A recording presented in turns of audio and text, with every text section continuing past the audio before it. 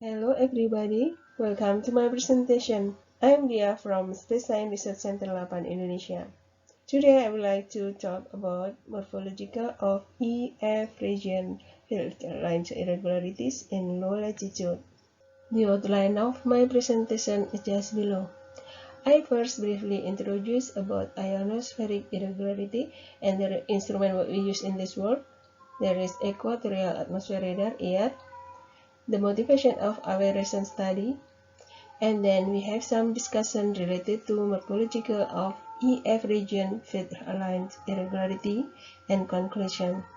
Equatorial atmosphere radar (EAR) is a large Doppler radar built for atmospheric observation at the equator in Kota Tabang, West Sumatra, Indonesia.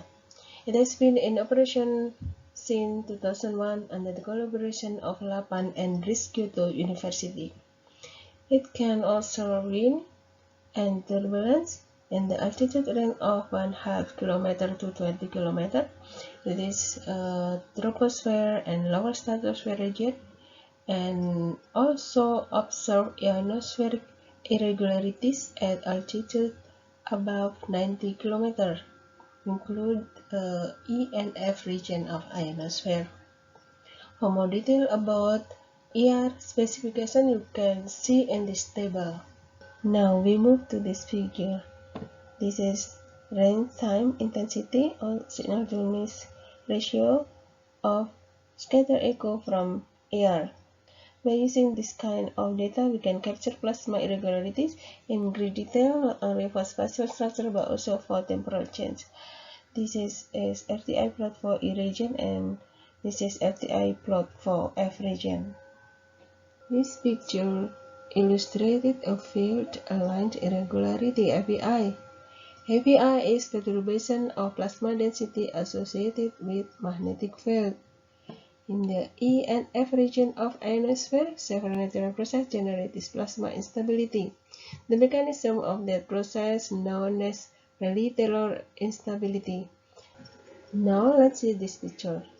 This picture shows some kind of human activities that depend on modern technology known as global navigation satellite system.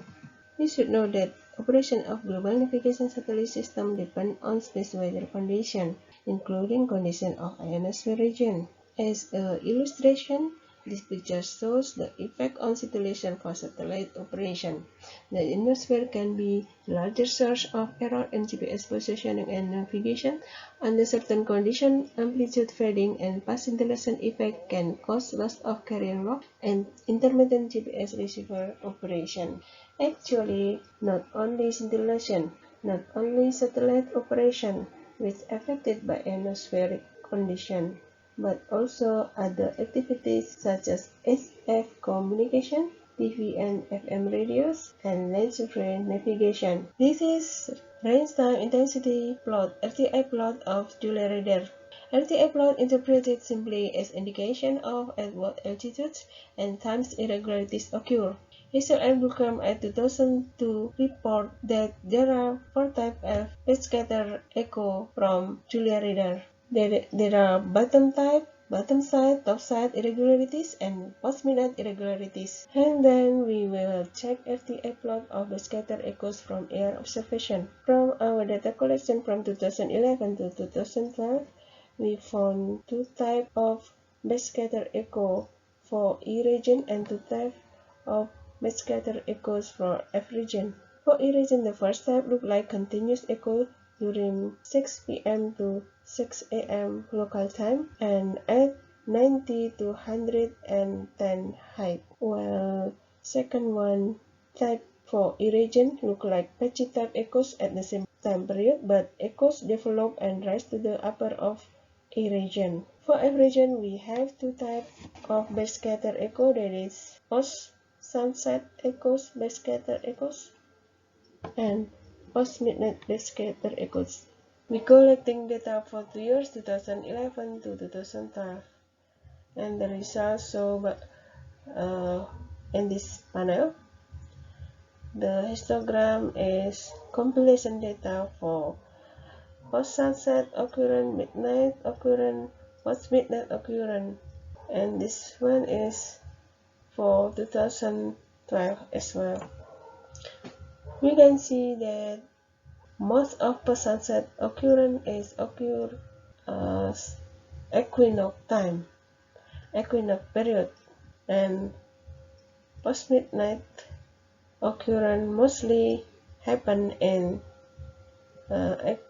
solstice period. Furthermore, we will make comparison between air data and Eonuson data. This is example of Eonuson data, Eonuson trace that show equatorial spread F occurrence. Equatorial spread F occurrence is multiple echoes recorded on ionogram, the signature of ionospheric irregularity. We can see in this picture that there are some spreading, sometimes follow the frequency, sometimes spreading refer to height, altitude. This is spread type event. We comparing between air irregularity plasma bubble event from air data and spread type event from ionoson, and the results show in this histogram. About 65% 0.5% equatorial plasma bubble event occur, equatorial spread F occur in the same net with equatorial plasma bubble. This slide shows how we make comparison between air data and ionoson data for two cases of post-sunset irregularity. From air data, we can get E region LTI plot and F region LTI plot, and from ionoson we get visual height of F region, F2 region, and E region. The layer bottom side went up to 300 km altitude after sunset under the effect of pre-reversal enhancement in eastward electric field. The backscatter plumb representing equatorial spread F were detected after the rise of F layer. The plumb grew from the F layer bottom side and extended upward to the altitude higher than 550 km. At the same time, the backscatter echoes from E region irregularity were observed to be weakened or even disrupted.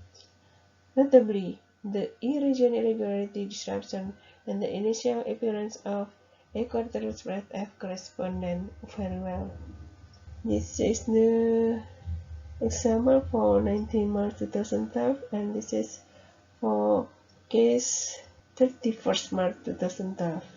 We saw from ionoson plot of virtual height that when post-sunset irregularity occurred, we saw the little increase of virtual height in F layer. And this is the other example for post-midnight cases.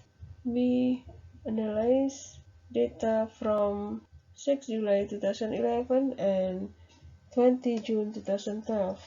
This is FTI plot for E region and FTI plot for F region. And unfortunately, we don't have complete data to compare with air data. The CRO reported the occurrence of equatorial spread of irregularity seemed to have three periods. First period, the echo occurrence rate increased rapidly.